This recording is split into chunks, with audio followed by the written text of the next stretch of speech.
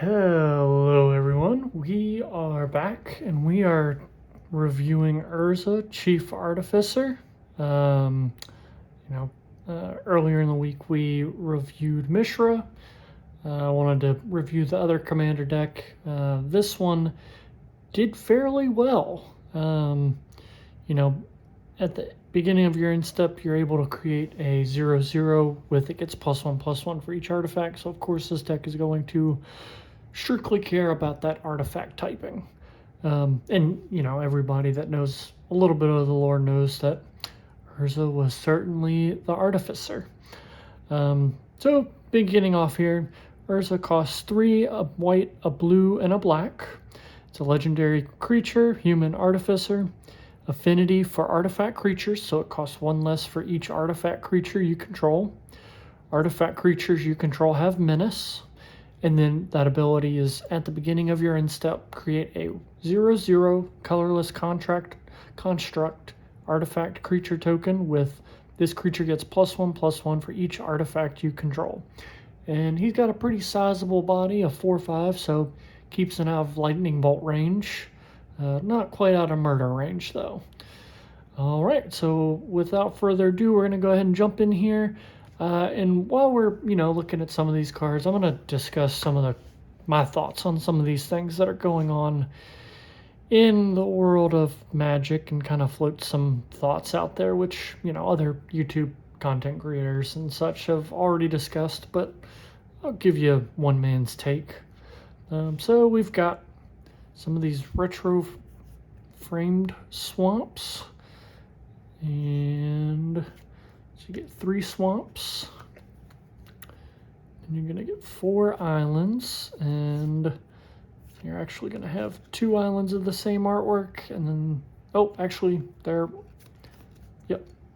they're all the same art. Now, with this 30th anniversary, I feel that the one product was done very well, except for the limited time, having it where there's only a certain number being produced. The $150 secret layer, it's a good price for 30 cards, all individually wrapped, and phenomenal reprints. But then you go with the $999 product, and it makes you think, why? Who is it for? And why did you feel the need to put out a product that is $1,000? For $1,000, I could get 4 mystery booster boxes. You could get 2.5, maybe just 2, Avacyn Restoreds. For $1,000, you can get multiple dual lands, a couple dual lands, and now that the price is starting to go down, you could certainly pick up probably 2 or 3, maybe 4, depending on the play that you get. It really does kind of seem like a unwise move. A cash grab is, a very easy way to put it. You could also say that it is a way to piss your player base off very easily. The people that hearing them talk about how, Standard is dead. Well, of course Standard's dead, because you have a new set coming out every month. And it gets far too expensive to play on in paper when your alternative is playing online, and why would I go and buy all these cards for a format that are going to rotate out super quick?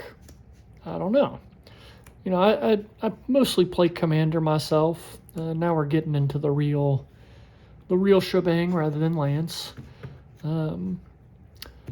But to hear someone from Wizards, not just someone, but 2 people now, I believe They had the stream yesterday, and then on another occasion, Mark Rosewater said, "Not every product's for you." And hearing that makes you think, why would I invest in this? I don't have the craziest big collection of sealed, but I have a little, but it makes you feel some kind of way. And the lack of response, the complete disregard for how people are feeling, it's disappointing, to say the least.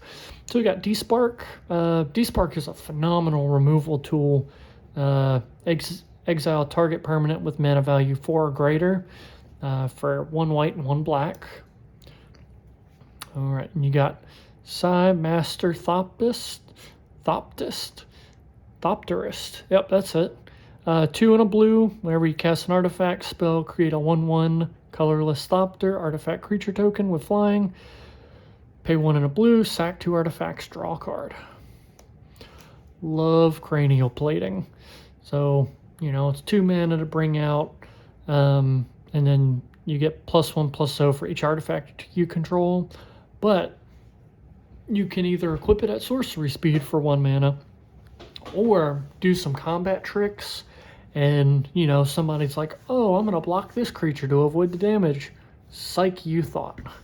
And pay 2 black to attach it to an unblocked creature. You've got Ethereum Sculptor. Artifact spells you cast cost 1 less to cast. Darksteel Juggernaut. This is great in an artifact deck. It's indestructible. Its power and toughness are equal to the number of artifacts you control, so it'll always be at least 1. And then it attacks each combat if able. One thing you might want to try to find is a way to give it vigilance, but since this deck does run white, you could have some kind of inclusions in there. Hexavis for 6 mana. It's flying, enters the battlefield with 6 1/1 counters on it.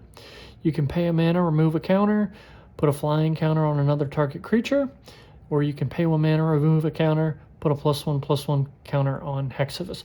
Remove a counter from another creature. And now, if you see that second ability, that does not specify what kind of counter, so you can remove other kinds of counters from those permanents. All right. Now, Sharding Sphinx for 4, 2 and a blue, or 4 and 2 blue. You've got a flying 4/4 with whenever an artifact creature you control deals combat damage to a player, you may create a 1/1 blue Thopter artifact creature token with flying. Thought Monitor for 6 and a blue. It has affinity for artifacts, so it costs 1 less for each artifact you control. And it has flying, and then when it enters the battlefield, you draw 2 cards. Unless you're playing an artifact-heavy deck, it's not really worth it for a 2/2 to draw 2 cards. But with this theme, this is good because there are lots of artifacts. March of Progress. For 2 and a blue, choose target artifact creature you control. For each creature chosen this way, create a token that's a copy of it. And then it has Overload. And then for 6 and a blue, you may cast a spell for its Overload. If you do, change its text by replacing all instances of target with each. So choose each creature you control. For each creature chosen this way, you would create a token that's a copy of it. Works great for, how Urza will be creating those 0/0s. Doesn't do great trying to create a copy of Urza because of the legend rule, obviously. You've got Unbreakable Formation. Creatures you control gain indestructible until end of turn. If you cast this spell during your main phase, put a 1/1 counter on each of those creatures and they gain vigilance until end of turn. What was I saying about vigilance? That's a good one for that Darksteel Juggernaut. You've got Thought Vessel. That was a really nice reprint. Phyrexian Rebirth for 4 and 2 white. You've got Destroy All Creatures. Create a XX colorless Phyrexian Horror artifact creature token where X is the number of creatures destroyed this way. I get that the set is based off of the Phyrexians. and the war between Mishra, who has been consumed by Phyrexia, and then Urza, who is making the decision to destroy them. But as flavor, I don't know that really belongs in this one, but a good card nonetheless. Sphinx's Revelation, X white and 2 blue. You gain X life and draw X cards. Azorius Signet. We pretty much know what that does. One with the Machine. 3 and a blue. Draw cards equal to the highest mana value among artifacts you control. Aethersworn Adjudicator. I believe I said that right. For 4 and a blue, it has flying. For 1 white and a black, you tap it, destroy target creature or enchantment. You can pay 2 and a blue to untap it. Thopter Spy Network. At the beginning of your upkeep, if you control an artifact, create a 1/1 colorless Thopter artifact creature token with flying. Whenever 1 or more artifact creatures you control deal combat damage to a player, draw a card. And you've got Dimir Signet. You've got Tashar Ancestors Apostle. It's a legendary bird cleric, and it has flying, and whenever you cast a historic spell, return target creature card with mana value 3 or less from your graveyard to the battlefield. Marionette Master, 4 and 2 black. It's a creature. You got Fabricate 3. When it enters the battlefield, put 3 +1/+1 counters on it, or create 3 1/1 colorless servo artifact creature tokens. Of course, here you would probably want those 3 artifact creature tokens, because then that makes Urza cost a white, a blue, and a black. And then whenever an artifact you control is put into a graveyard from the battlefield, target opponent loses life equal to Marionette Master's power. Oh, well, actually, I guess maybe not. I mean, you could bump him up to be a 4/6 and make him lose life as you're sacking your own artifacts. Liquimetal Torque for 2 mana. It taps to add a colorless, or it taps target non-land permanent becomes an artifact in addition to its other types. You've got Soul Ring. I mentioned in my other video, but the current retro frame Soul Ring is going for around $10, $12. That's a foil version. These are not. These commander decks only come with 2 foil cards, which, as a review, there's no reason they couldn't have done more foil cards. This priced out at about $50, and if you were able to get your hands on one of the Warhammer decks and pre-order them, the pre-order was pretty, I used the word cheap, but cheaper in comparison to what they are right now. I believe they're still sitting at around $750 for the case of all 4. If you go and buy them individually from a game shop, they're going to be a little bit more expensive. But to do a commander deck in all foil, you're definitely lowering your standards by not printing them more in foil. But on the other hand, they also haven't perfected their foil process, so maybe it's a better thing that they didn't put them in foil. That's who's to say. So you got Mirror Battlesphere for 7 mana. It enters the battlefield, create 4 1/1 colorless mirror artifact creature tokens. When it attacks, you can tap up to X, untap mirrors you control. If you do, it gets +X/+0 until end of turn and deals X damage to the player or planeswalker it's attacking. Okay. You've got Wreck Hunter for 2 black. It's a human artificer for 2. It's a 2/2. It's got Flash, which means you can cast it at instant speed. And then when it enters the battlefield, you choose a player. You create a tapped Power Stone token for each non-land card in that player's graveyard that was put there from the battlefield this turn. So this is a great one to pair with a board wipe. Yeah, absolutely. You've got Arachsmith's Filigree Thrasher. I feel like I butchered that name, so I apologize. So it's 2 and a black. It's a legendary artifact creature, And when it attacks, you can discard a card, and you do. Target creature defending player control gets -X/-X until end of turn, where X is the number of artifacts you control plus the number of artifacts in your graveyard. This one has partner. I don't believe we have a blue-white commander in here to be as a partner for the for Urza, or for your Urza deck. Urza could not be the commander if you're doing partner commanders, but I don't believe I've seen one. We have Urza's Ruinous Blast for 4 and a white. You may cast a legendary sorcery only if you control a legendary creature or planeswalker. Exile all non-land permanents that aren't legendary. Now this is exile, so this would not pair well with your Wreck Hunter, because that's destroy, I believe.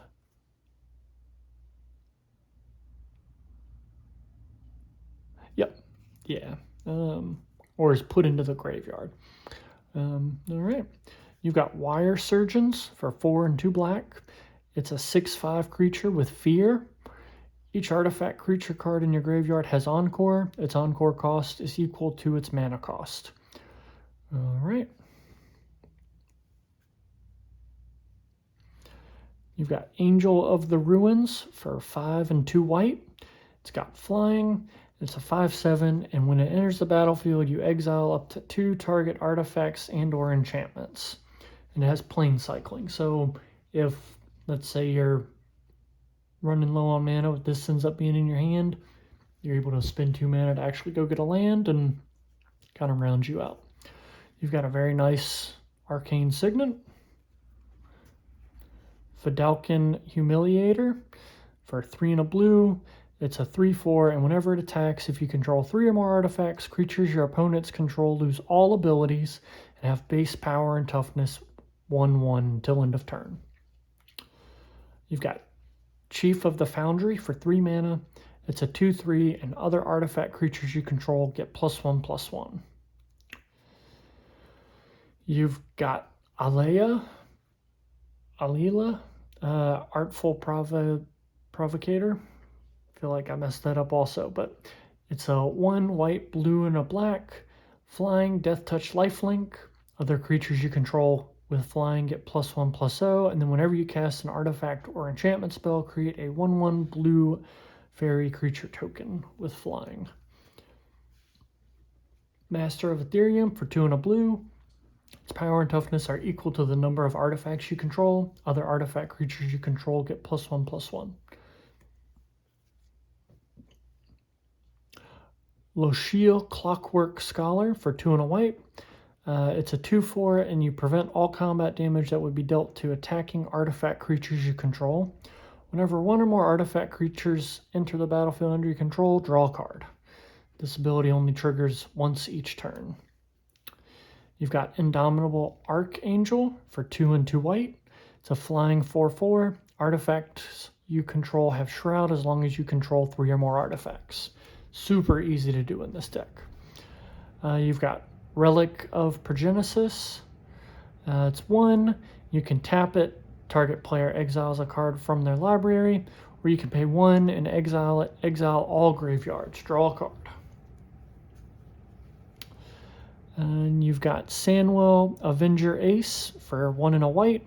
It's a 3/1 legendary creature. As long as an artifact creature you control is attacking, prevent all damage that would be dealt to Sandwell Avenger Ace. When it becomes tapped, exile the top 6 cards of your library.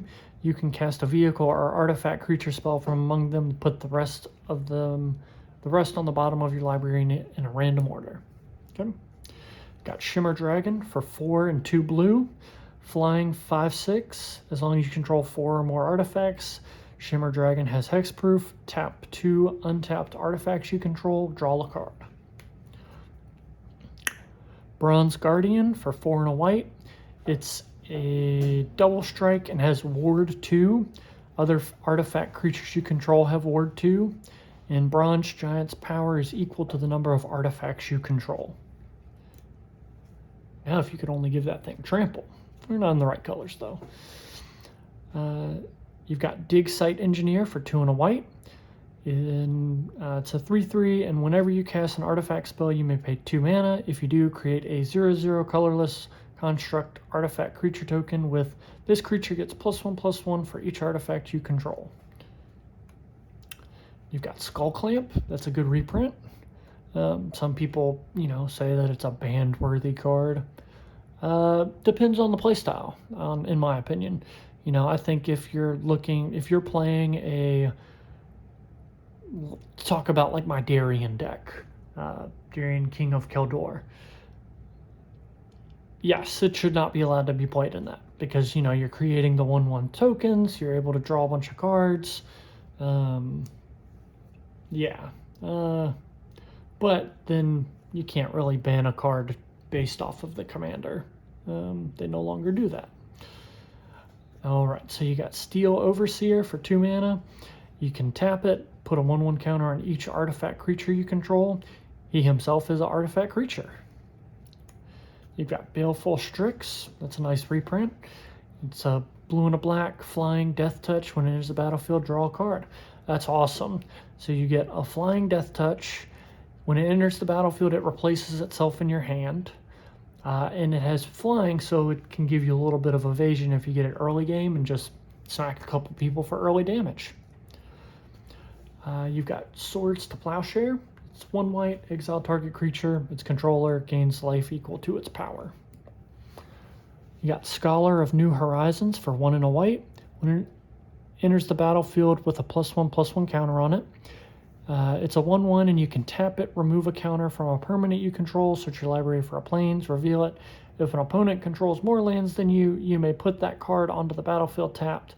If you don't, put that card onto the battlefield, put it into your hand, then shuffle.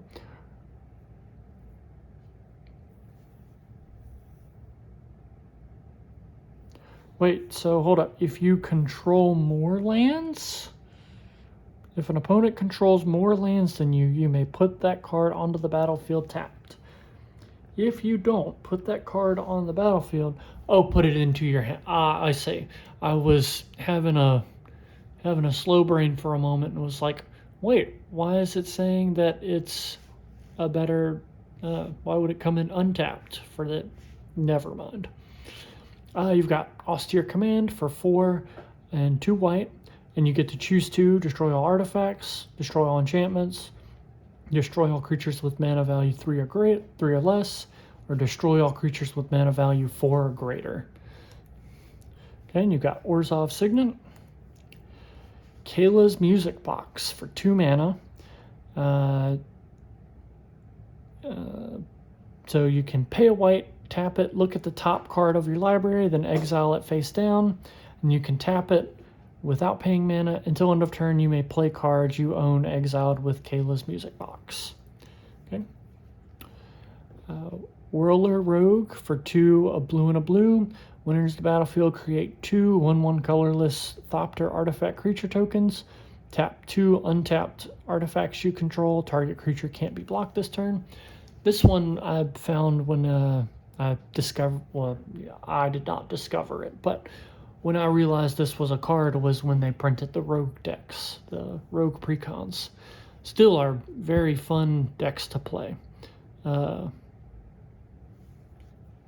Alright, so you got Steel Hellkite. That's a nice reprint. For 6 mana, it's flying, and you can give it, for 2 mana, you can give it +1/+1 until end of turn. And then you can pay X, destroy each non-land permanent with mana value X, whose controller was dealt combat damage by Steel Hellkite this turn. Activate only once each turn.